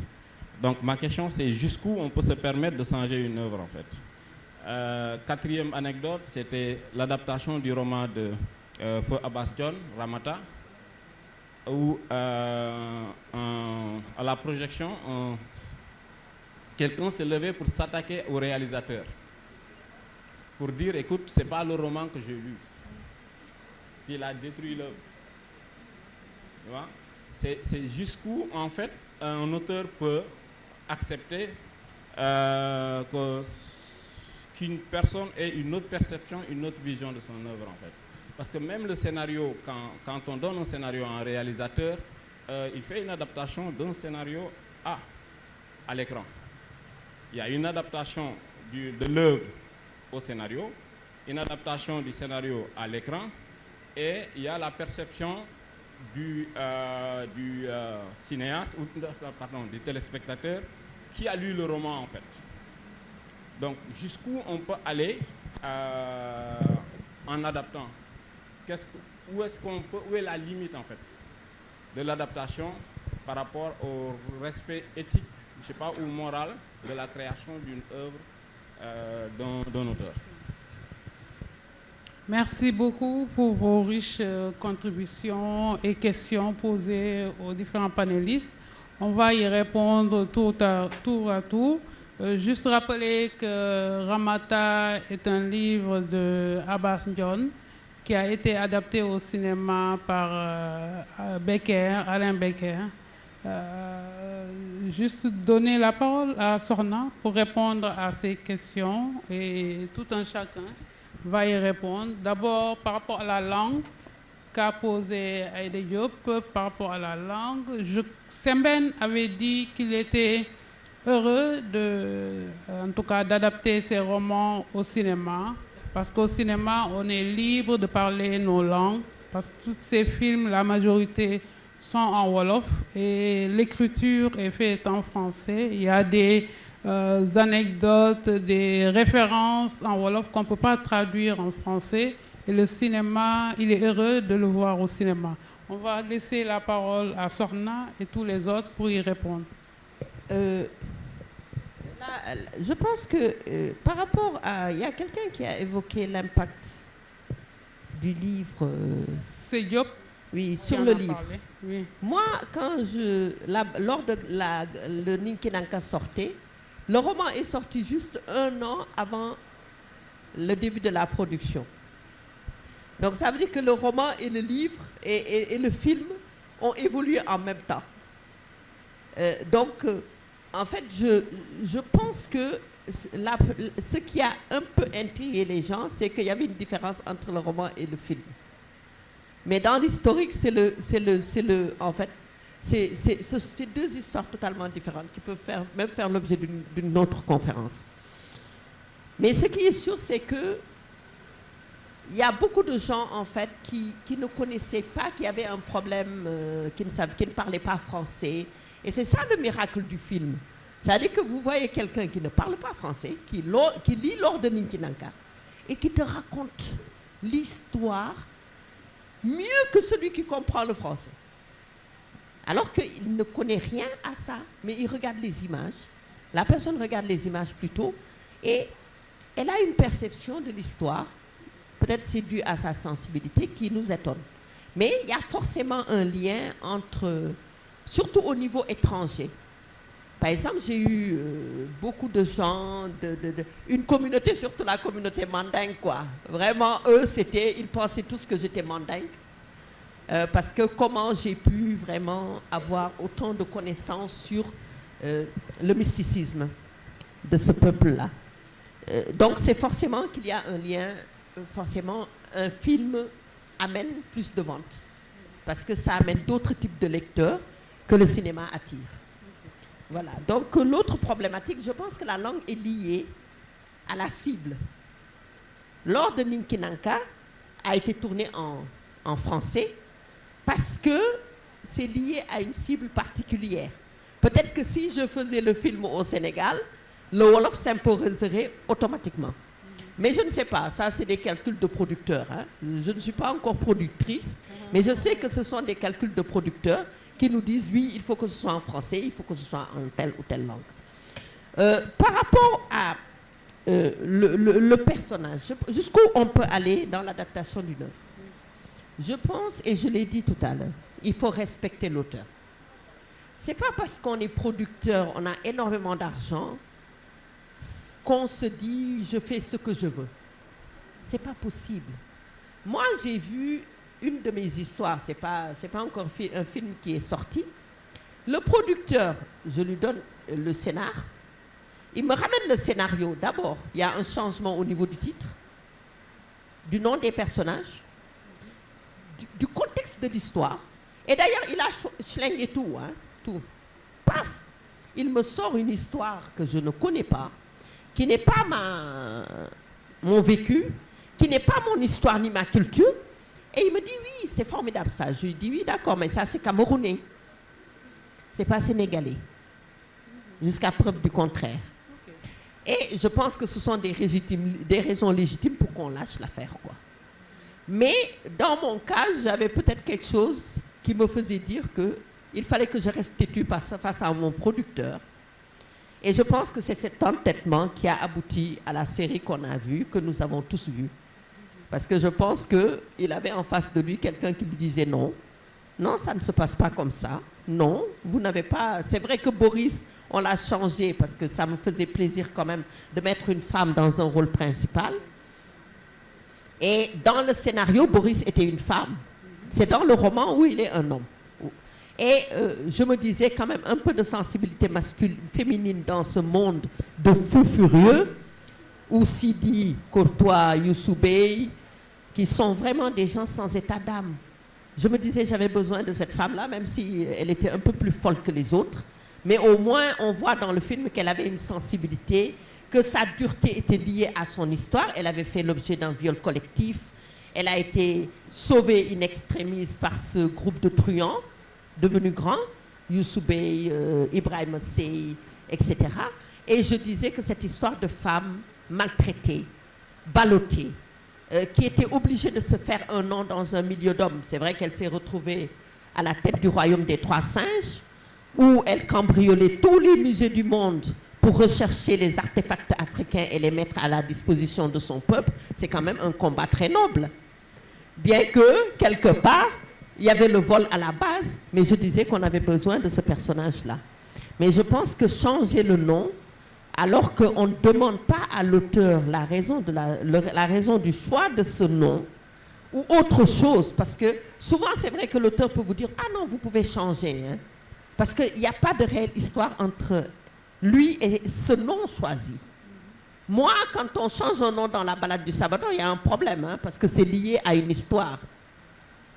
Mais ça peut ne pas être le cas. Donc tous les changements quand même majeurs doivent obtenir l'aval de l'auteur, c'est préférable, pour ne pas se retrouver devant des procès en n'en plus finir. Merci. Je crois que si c'est un héros national, je crois qu'il est impossible de choisir, puisque c'est un autoportrait que l'on fait de manière générale, même si l'adaptation est différente de l'écriture du roman. Angèle, si tu peux répondre par rapport à ça, jusqu'où peut-on aller pour l'adaptation? Oui, moi, par rapport au prénom, j'ai quand même changé le nom de Maodo, parce que déjà au départ, on a Modou et Maodo. Et mes interlocuteurs, la majeure partie du temps, quand je commençais le film, il n'y avait pas le Fopica, donc forcément, on va chercher de l'argent à l'extérieur. Ils ne s'y retrouvaient pas entre Modou et Maodo. C'était trop proche. Et j'ai choisi Madani, parce que j'ai une amie qui a un fils qui s'appelle Madani, que j'aime beaucoup. Et j'ai décidé que Maodo s'appellerait Madani. Parce que ça fait, on différencie bien. Modou, c'est le mari de Ramatoulaye. Et Madani, Maodo qui est devenu Madani, c'est le mari de Aïssatou. Et c'était plus facile à retenir que Modou et Maodo. Donc j'ai changé. Mais dans le film aussi, il y a des personnages qui sont devenus une seule personne. Parce que je me rappelle, j'étais en résidence d'écriture au Canada et ils trouvaient qu'il y avait trop de personnes dans une si longue lettre. Je me rappelle que j'ai eu mal d'ailleurs parce que le script docteur disait, je disais, mais on est dans une famille africaine nombreuse. Et il disait, on s'en fout de la famille africaine. On fait un film. Donc dans le film, chaque personne, qu'est-ce qu'il fait? Qu'est-ce qu'il apporte à la dramaturgie et tout ça? Tu te retrouves avec 10 enfants, mais dans la façon de parler, si vous voulez, vous faites 10 enfants, mais dans ton film, il faut que qu'est-ce qu'ils apportent? Et je me suis retrouvée à mixer des enfants par rapport à leur caractère, à ce qu'ils apportaient à l'histoire. Et c'était la seule solution pour garder voilà, un certain dynamisme et une chorégraphie dans la maison. Donc forcément, moi je pense que qui dit adaptation, dit il faut prendre certaines décisions qui parfois peuvent être difficiles. Moi j'ai mis des années à me départir des textes. Parce qu'il y a des parties du roman qui sont tellement magnifiques que je voulais les garder comme voix off, par exemple. Et quand on me dit, on n'a pas besoin de voix off. Et je me disais, mais nous qui aimons le roman, nous, femmes, où il y a certaines phrases, anecdotes qui sont tellement importantes pour nous, je ne peux pas m'en démentir. Donc tu passes des années à décider, bon d'accord, j'ai réussi à m'en départir et à faire un certain film, et tu arrives au montage, on te dit, ah mais il manque les phrases, les voix off là-bas que tu avais fait, ah c'était bien. Alors là tu dis, c'est pas possible. Tu vois, parce que c'était douloureux de dire, ok, je me départis de ces bouts de phrases-là où tu sais que ça a marqué chacune. Je ne sais pas si les chacun, ça les a marqués, mais les chacune, je suis sûre que ça nous a marqués. Donc voilà, mais après tu réussis à dire qu'est-ce que je laisse, qu'est-ce que je prends, comment je fais pour garder l'esprit du roman tout en ayant un peu de liberté. Il paraît que je n'ai pas pris beaucoup de liberté, moi je pense que si, parce que le roman commence et Modou est mort, alors que dans mon film, vous allez le découvrir. Mais voilà, après, on verra. Moi, j'ai fait mon film. Aujourd'hui, je suis à l'aise avec, ce qui n'était pas facile. Je ne dis pas que je l'aime, je ne dis pas qu'il est beau, mais je dis que je suis à l'aise avec. Maintenant, je vous le lâcherai l'année prochaine et on verra si vous appropriez du film. Bravo. Après 12 ans, bravo en tout cas. Vous voyez que c'est un problème de choix, comme l'a expliqué Angèle. Peut-être Fama a quelque chose à ajouter par rapport au langage, la langue du film. Elles ont tout dit. Hein. Juste quelque chose tout à l'heure que Sorna Menga a dit, qu'on est des auteurs aussi. Moi, c'est vrai que comme réalisatrice, je réalise des fois pour d'autres, c'est-à-dire qu'on m'appelle avec un scénario qui est déjà prêt, je réalise. Donc à ce moment-là, même si j'apporte quelques petites choses, en vrai, la structure en elle-même, le tout, je ne peux pas apporter grand-chose. Mais aujourd'hui, si on me disait, Fama, tu veux faire un film, je vais l'écrire moi-même parce que je suis auteur-réalisateur et que j'aurais quelque part l'impression de ne pas être complète dans mon art si je prends le film de quelqu'un d'autre pour l'adapter. Parce que je prends un autre auteur pour l'adapter et j'aurais un petit peu du mal à le faire. Parce qu'on est aussi auteur et pas seulement réalisateur. Et que moi, j'ai décidé d'être réalisatrice parce que justement, ça me faisait trop mal, comme disait tout à l'heure la dame, ça me faisait trop mal en fait de donner mon scénario à un réalisateur qui va en faire quelque chose que j'ai pas du tout imaginé, contrairement à Sorna. Moi, je suis très attachée à mes scénarios, par contre. Mais je suis pas auteur de romans. J'écris des scénarios qui sont destinés à être réalisés. Donc, c'est autre chose. Merci beaucoup, Fama. Rokhaya? Oui, pour moi, je parle un peu de surtout les problèmes de langage. On a parlé de langage tout à l'heure. Moi, je dis qu'il y a des gestuels, nous, en tant qu'Africaines, en tant que Sénégalaises, on est plus à l'aise de tourner en Wolof dans certains films. Parce que je ne peux pas porter un boubou, ou aller puiser de l'eau, ou aller au marché. Et puis, il y a des mots en Wolof qu'on ne peut pas... c'est comment dirais-je, un peu de chasse. Il y a des choses qu'on ne peut pas dire en français. Et même les gestuels, parfois, quand on tourne certains films, on est plus à l'aise de parler Wolof que de le tourner en français. Donc, les films... dans les cases, au village et tout ça. Quand on veut le tourner en français, parfois c'est un peu compliqué. Quand on voyait les Asiatiques, eux, ils tournent tout le temps à leur langue, ils ne prennent pas d'autres langues. Donc pour ça, il y a un peu, moi je préfère vraiment de ce côté-là le tourner en Wolof que de le tourner en français quand je dois tourner au village. Et revenons sur les producteurs aussi. Je retourne toujours parce que ce que j'ai vécu avec Sorna, c'est autre chose. Fabakri l'a dit tout à l'heure. On l'a parlé, c'est de travailler avec des gens qui respectent votre scénario. Vraiment, c'est très important. Parce que écrire quelque chose et que tu viens, au moment du tournage, on change tout.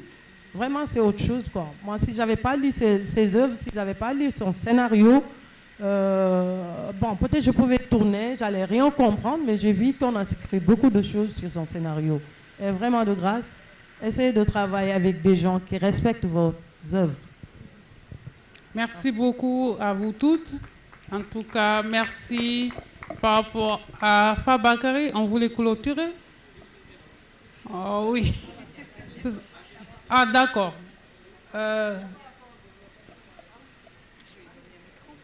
Le micro, s'il vous plaît.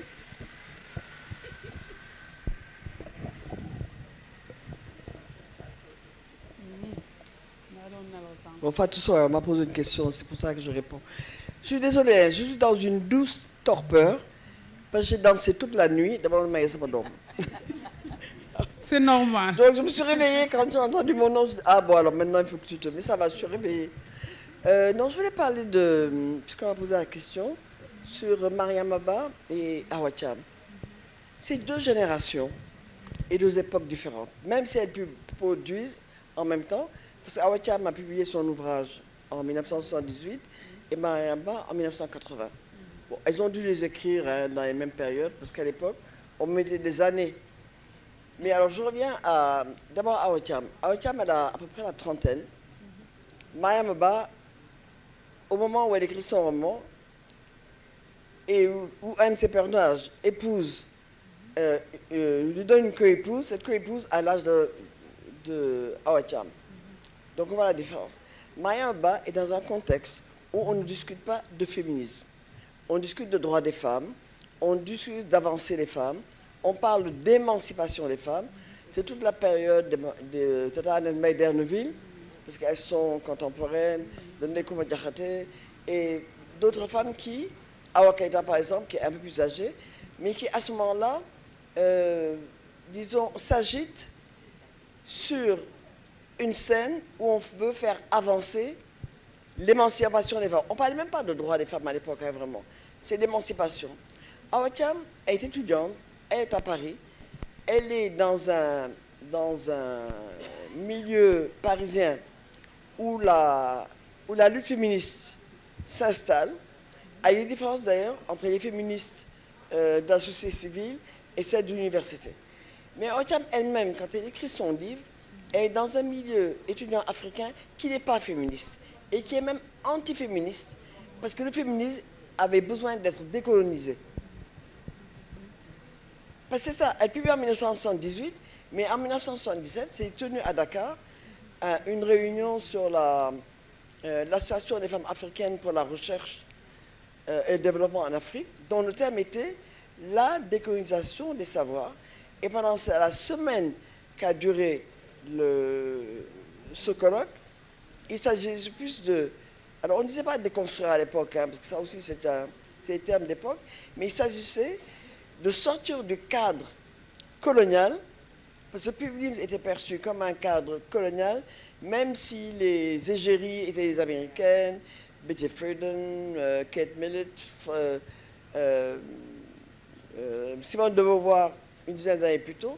Donc on était vraiment dans un débat géopolitique, et ces deux femmes-là, qui vivaient sur le terrain sénégalais, qui parlaient de problèmes sénégalais, étaient dans deux contextes totalement différents l'un de l'autre. Mariam Abba, elle écrit un roman. Elle écrit un roman qui est publié par une nouvelle édition africaine qui viennent d'être mises en place et qui a travaillé sur la publicité. Parce que ce qui arrive aussi, c'est dans les productions, aussi bien littéraires que scientifiques, si votre éditeur ne vous pousse pas, eh bien votre ouvrage va rester dans le fond d'un terroir. Or, elle, au moment où elle sort son livre, il y avait un Haïtien qui s'appelait Dorsainville. Et Dorsainville s'est beaucoup battu avec l'équipe qui était là et avec Tata Annette May d'Erneville pour faire sortir cet ouvrage.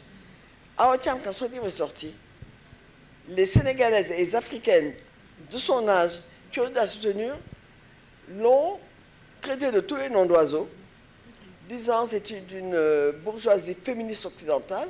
Elle a eu du mal. Awa Thiam n'est pas encore enseignant à l'université de Dakar. Hein. Alors, depuis que Ndeye Fatou Kane a écrit la préface, et Ndeye Fatou Kane, elle fait un boulot de propagande autour du livre d'Awa Thiam, mais extraordinaire. Elle a organisé un campus, sur le campus une séance où l'ouvrage a été discuté, mais le livre est sorti en 1978. L'une des premières à avoir parlé son ouvrage à des étudiants, c'était moi, 10 ans plus tard. Okay. Donc c'est deux ouvrages différents, c'est deux espaces différents, mais toujours autour de la femme, du corps de la femme et des questions posées aux femmes. Mais dans des contextes théoriques, idéologiques, et des manières d'écriture différentes. Merci beaucoup, Tata, Tata, d'avoir apporté ces éclairages, parce qu'on voulait esquiver cette question, parce que n'ayant pas fait partie du thème qu'on voulait. Mais heureusement que vous avez répondu, et bien répondu, et replacé aussi les deux livres dans leur contexte. Merci beaucoup. Et justement, pour ajouter à ce que disait Tata Fatou, j'aimerais répondre à l'étudiant par rapport au roman de Mariam Abba. Il faut savoir aussi que l'adaptation en téléfilm de ce roman a beaucoup contribué à sa popularisation au Sénégal. Rappelez-vous que la troupe d'Arrêt Coach l'avait adapté à la télévision et ça lui a donné un nouvel élan. Ça a permis de toucher toutes ces femmes qui ne pouvaient pas lire, qui ne pouvaient pas avoir accès au roman, et qui, à travers ce téléfilm qui a été diffusé et rediffusé plusieurs fois à la RTS, de s'identifier à leur vécu. C'était leurs histoires à elles qu'on portait à l'écran. Et c'était des femmes qui portaient leur voix à l'écran. Et c'est une femme qui a osé écrire cela. Ça aussi, ça se rajoute à tout ce que Dr Fatou a dit. Et puis, pour en revenir à l'adaptation, s'adapter, c'est pouvoir s'adapter à une situation, c'est aussi pouvoir faire face à des choses imprévues. Mais moi, ce que je dis, c'est que quand on adapte, il faut aussi respecter ce que l'auteur a voulu dire. Des fois, on tombe sur des adaptations, on se dit non, c'est pas le livre que j'ai lu. Voilà, c'est ce que je voulais rajouter. Merci beaucoup. Je commence ma question par là où il a terminé. D'arrêter pour cette dernière question. Ce sera la dernière. Adapter, c'est de respecter. C'est de respecter ce que l'auteur a voulu dire. Est-ce que dans les contrats que vous signez avec les maisons d'édition, il peut y arriver qu'une maison d'édition ait un droit de regard sur l'adaptation qui a été faite, c'est-à-dire de valider ou d'invalider l'adaptation? Je crois qu'au moment où on cède les droits, je crois que le producteur ou le réalisateur a le droit, ou le scénariste a le droit d'écrire son scénario à partir il n'a pas obligation de respecter les règles telles qu'imposées par l'auteur. Mais les autres vont y répondre. Ce sera la dernière, parce qu'on a presque terminé. On a dépassé même l'heure d'arrêt de ce panel. Ce sera la dernière question. Si quelqu'un veut y ajouter quelque chose. Moi, je voulais juste dire, quand Oumindour a évoqué tout à l'heure l'adaptation télévisuelle, que le plaisir que j'ai eu quand X années après je fais une adaptation cinématographique, c'est que mon actrice principale était la téléspeakerine à l'époque de quand on devait mettre après le journal une si longue lettre. C'est Amélie qui annonçait justement que le théâtre allait commencer et c'est elle mon actrice principale. Et ça, je peux le dire par contre, elle a été magnifique, extraordinaire dans le film. Je voulais juste... en fait, Fabakary a posé une question essentielle. Hein. L'éditeur représente l'auteur pour ses droits parce qu'il a publié son ouvrage. Point. L'éditeur, il n'a rien à faire dans le film. Même l'auteur, il faut, comme je l'ai dit tout à l'heure, que la scénariste ait une empathie pour l'autoriser. Parce qu'une fois qu'il a cédé, il n'y a plus rien. C'est-à-dire qu'il ne, comme je taquine, demain il peut aller au tribunal, mais on va lui dire quoi? Vous avez gagné des millions, taisez-vous. Parce que la plupart des gens vont t'en vouloir parce que tu as gagné de l'argent. Et après, qu'est-ce que tu as à dire en réalité? Parce que, comme je le disais tout à l'heure, c'est le monde du cinéma. C'est un monde d'argent, qu'on le veuille ou pas. Donc, moi, par exemple, je prends cette précaution parce que je sais la douleur dont elle a parlé tout à l'heure. Je prends la précaution en tant qu'adaptatrice de remonter vers l'auteur pour prendre en compte ses préoccupations, mais je ne suis pas obligée. Parce que moi, mon contrat, je l'ai signé avec le producteur. Peut-être dans mon cas, je suis à la fois auteur et scénariste. C'est ce qui m'a donné mon pouvoir. Mais sans ce pouvoir-là, auteur simplement, on n'a rien à dire. Parce que c'est deux contrats. On a cédé des droits. La seule mention qui est obligatoire, c'est de noter œuvre originale de. Et d'ailleurs, souvent on peut être un peu escroc ou truand ou tout ce qu'on veut, ou on fait ce qu'on veut, on met librement adapté de. Librement adapté d'eux, ça veut dire qu'on fait ce qu'on veut. On peut prendre le chien, le transformer en chat, prendre autre chose, le transformer comme on veut. Et là, on a une plus grande liberté. Et malheureusement, dans la lecture des contrats, les auteurs pensent au premier chèque qu'on leur donne, pas forcément à ce qu'on va faire de leur œuvre. C'est un débat intéressant qu'on ne peut pas épuiser en un panel. Nous remercions le Salon du livre féminin et toute l'équipe derrière Amina Sek pour avoir autorisé, en tout cas, à permettre cet échange de ce matin. Nous vous remercions tous de l'écoute que vous avez eue pour écouter ces différents panélistes. Et merci aux panélistes Angèle, Fama, Sorna et Rokhaya. Merci. Merci Fatou.